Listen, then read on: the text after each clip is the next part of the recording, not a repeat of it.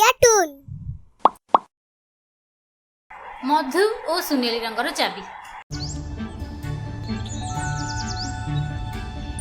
ଦୂର ଏକ ଦେଶରେ ମଧୁ ନାମରେ ଗୋଟିଏ ଝିଅଟିଏ ରହୁଥିଲା। ସେ ଦେଖିବାକୁ ବହୁତ ସୁନ୍ଦର, ଦୟାଳୁ ଏବଂ ସାହସୀ ଥିଲା। ତାକୁ ବୁଲାବୁଲି କରିବାକୁ ଭାରି ଭଲ ଲାଗେ।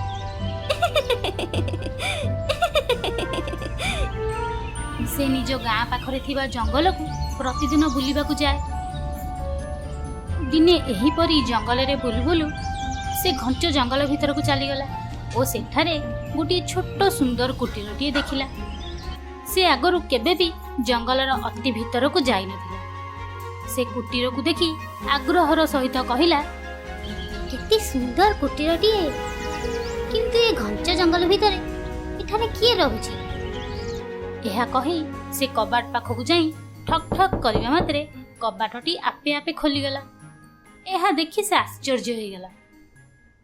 ତାପରେ ସେ କୁଟୀର ଭିତରକୁ ଯାଇ ଚାରିଆଡ଼କୁ ଚାହିଁଲା। ଘର ପୁରା ଖାଲି, ଘର ଭିତରେ କେହି ମଧ୍ୟ ନାହାନ୍ତି। ମଝିରେ ଗୋଟିଏ ଟେବୁଲଟିଏ ଥୁଆ ହେଇଛି, ଆଉ ଟେବୁଲ ଉପରେ ଗୋଟିଏ ଛୋଟ ସୁନେଲି ରଙ୍ଗର ଚାବିଟିଏ ଅଛି। କିଛି ନ ଭାବି ମଧୁ ଟେବୁଲ ପାଖକୁ ଯାଇ ସେହି ଚାବିଟିକୁ ଧରିବା ମାତ୍ରେ ଚାରିଆଡ଼େ ଆଲୋକମୟ ହୋଇ ଉଠିଲା। ସେହି ଆଲୋକରେ ମଧୁର ଆଖି ବନ୍ଦ ହେଇଗଲା। ଆଖି ଖୋଲିବା ମାତ୍ରେ ସେ ନିଜକୁ ଗୋଟିଏ ସୁନ୍ଦର ଯାଦୁର ଆଇଲ୍ୟାଣ୍ଡରେ ପାଇଲା। ସେଠି ସୂର୍ଯ୍ୟଙ୍କ ଆଲୋକରେ ଗଛ, ଲତା, ଚଢ଼େଇ ଏବଂ ପ୍ରଜାପତିମାନେ ଚକଚକ୍ କରୁଥିଲେ। ୱାଓ, କେତେ ସୁନ୍ଦର! ଏହା କହି ମଧୁ ସେଇ ଆଇଲ୍ୟାଣ୍ଡରେ ବୁଲିବାକୁ ଲାଗିଲା ଓ ତାହାର ସୌନ୍ଦର୍ଯ୍ୟର ତାରିଫ କଲା। ବୁଲି ବୁଲି ସେ ଗୋଟିଏ ଛୋଟ ବଣରେ ଯାଇ ପହଞ୍ଚିଲା। ସେହି ବଣରେ ପରୀମାନେ ରହୁଥିଲେ। ପରୀମାନେ ମନ ଦୁଃଖରେ ଗୋଟିଏ ଜାଗାରେ ମେଳ ହୋଇ ବସିଥିଲେ। ସେମାନଙ୍କୁ ଏମିତି ଦୁଃଖରେ ବସିଥିବାର ଦେଖି ମଧୁ ପଚାରିଲା, ତୁମମାନଙ୍କର କ'ଣ ହେଇଛି? ଏମିତି ମନ ଦୁଃଖରେ କାହିଁକି ବସିଛ? ଗୋଟିଏ ଦୁଷ୍ଟ ପିଶାଚୁଣୀଟିଏ ଆମ ରାଣୀଙ୍କୁ ବନ୍ଦୀ କରି ରଖିଛି। ରାଣୀଙ୍କ ବିନା ଆମେ କିପରି ବଞ୍ଚିବୁ? ଏହା କହି ପରୀମାନେ ପିଶାଚୁଣୀ କବଳରୁ କେମିତି ରାଣୀଙ୍କୁ ରକ୍ଷା କରିହେବ ମଧୁକୁ ସାହାଯ୍ୟ ମାଗିଲେ। ଯେହେତୁ ମଧୁ ଗୋଟିଏ ସାହସୀ ଓ ଦୟାଳୁ ଝିଅଟିଏ ଥିଲା, ସେ ବିନା ସଂକୋଚରେ ପରୀମାନଙ୍କର ଦୁଃଖ ଦେଖି ତାଙ୍କୁ ସାହାଯ୍ୟ କରିବା ପାଇଁ ରାଜି ହେଇଗଲା। ତୁମ ରାଣୀଙ୍କୁ ସେହି ପିଶାଚୁଣୀ କବଳରୁ ରକ୍ଷା କରିବା ପାଇଁ ମୁଁ ତୁମମାନଙ୍କୁ ସାହାଯ୍ୟ କରିବି। ସେମାନେ ଏକାଠି ହୋଇ ରାଣୀଙ୍କୁ ଖୋଜିବା ପାଇଁ ବାହାରି ପଡ଼ିଲେ। ଚାଲି ଚାଲି ସେମାନେ ଗୋଟିଏ ବଡ଼ ମିନାର ପାଖରେ ଯାଇ ପହଞ୍ଚିଲେ। ଏହି ମିନାର ପଛପଟରେ ସେହି ଦୁଷ୍ଟ ପିଶାଚୁଣୀଟି ଆମ ରାଣୀଙ୍କୁ ବନ୍ଦୀ କରି ରଖିଛି। ମିନାର ଚାରିପାଖରେ କଣ୍ଟାଯୁକ୍ତ ଲତା ଦ୍ୱାରା ଆବୃତ ଥିଲେ। ବଡ଼ ବଡ଼ ଡ୍ରାଗନ ମାନେ ମଧ୍ୟ ମିନାରକୁ ଜଗି ରହିଥିଲେ। ତେଣୁ ମିନାରକୁ ଚଢ଼ିକି ଯିବା ସମ୍ଭବ ନଥିଲା। ଏ ବିଶାଳ ଡ୍ରାଗନ ମାନଙ୍କ ସହ ଲଢ଼େଇ ଆମେ ମିନାର ସେପଟକୁ ଯାଇପାରିବାନି। ଏତେ ଶୀଘ୍ର ହାର ମାନନି, ଇଚ୍ଛା ଥିଲେ ସବୁ ସମ୍ଭବ। ମଧୁ ଏବଂ ପରୀମାନେ ମିଶି ଉପାୟ ପାଞ୍ଚିଲେ। ହଠାତ୍ ଗୋଟିଏ ପରୀଟିଏ କହିଲା, ମୋ ପାଖରେ ଗୋଟିଏ ମ୍ୟାଜିକାଲ ଔଷଧ ଅଛି, ଯେଉଁଟିକୁ ଖାଇଲେ ଡ୍ରାଗନ ମାନେ ଶୋଇପଡ଼ିବେ, ଆଉ ଆମେ ମିନାର ସେପଟକୁ ଯାଇପାରିବା। ଏହାପରେ ସେମାନେ କଳେ ବଳେ କୌଶଳେ ମ୍ୟାଜିକାଲ ଔଷଧଟିକୁ ଡ୍ରାଗନ ମାନଙ୍କୁ ପିଆଇ ଦେଲେ। ଡ୍ରାଗନ ମାନେ ନିଦରେ ଶୋଇବା ପରେ ମଧୁ ଏବଂ ପରୀମାନେ ମିନାର ସେପଟକୁ ଯାଇ ରାଣୀ ପରୀକୁ ଖୋଜିବାକୁ ଲାଗିଲେ। ରାଣୀ ପରୀ, ରାଣୀ ପରୀ, ରାଣୀ ପରୀ, ରାଣୀ ପରୀ। ରାଣୀ ପରୀଟି ଗୋଟିଏ ଛୋଟ କୋଠରୀରେ ବନ୍ଦୀ ହୋଇ ରହିଥିଲା, ଆଉ କୋଠରୀଟି ତାଲା ପଡ଼ିଥିଲା।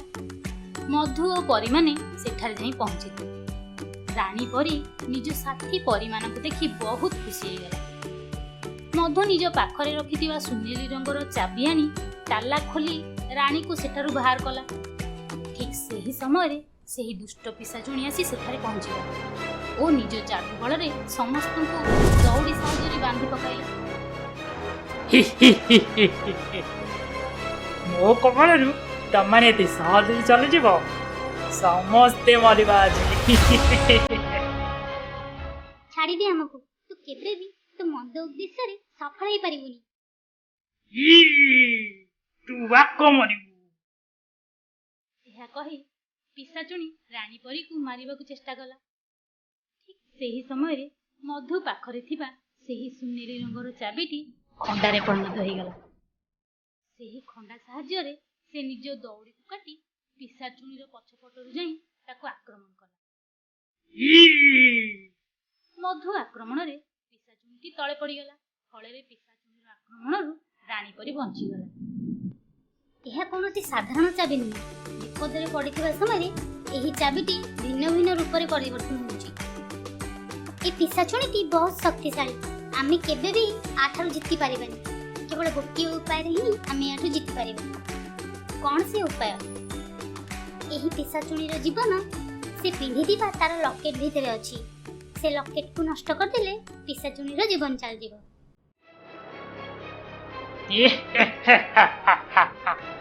ତୁମେ ମାନେ ମତେ କେବେ ବି ମାରିପାରିବନି। ଏହା କହି ପିଶାଚୁଣୀ ଯାଦୁ ସାହାଯ୍ୟରେ ମଧୁ ଓ ପରୀମାନଙ୍କ ଉପରେ ନିଆଁ ବର୍ଷା କଲା।